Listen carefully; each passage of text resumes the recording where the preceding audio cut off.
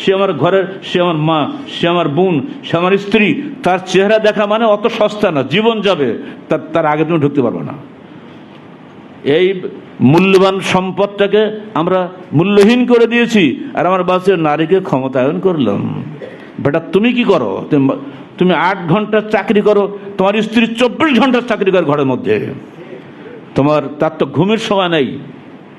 বাইরে আমরা এত কাজ করছি, ঘরে গিয়ে দেখেন কি আমাদের বাড়ির অবস্থা। সারা রাত স্ত্রীদের ঘুম নাই, মায়েদের ঘুম নাই, বাচ্চাদের মানুষ করা, বাড়ির মেহমানদের জন্য রান্নাবান্না করা। আমরা তো খাচ্ছি আর ভাবছো একটু লবণ বেশি হয়ে গেছে, ঝাল একটু কম হলে ভালো হতো। আরে বেটা, যে মহিলা রান্নাগুলো তার জন্য দোয়া করবে না? মহিলাদের এই খেদমতকে আমরা 3 পয়সা মূল্য দেই না। হ্যাঁ, তাদেরকে ডেকে এনে পুরুষের পাশে বসে যদি চাকরি করাতে পারে তো বিরাট একটা কাজ হয়ে গেল। তুমি কি করবা? তুমি তো পুরুষ না, আমার অযোগ্য।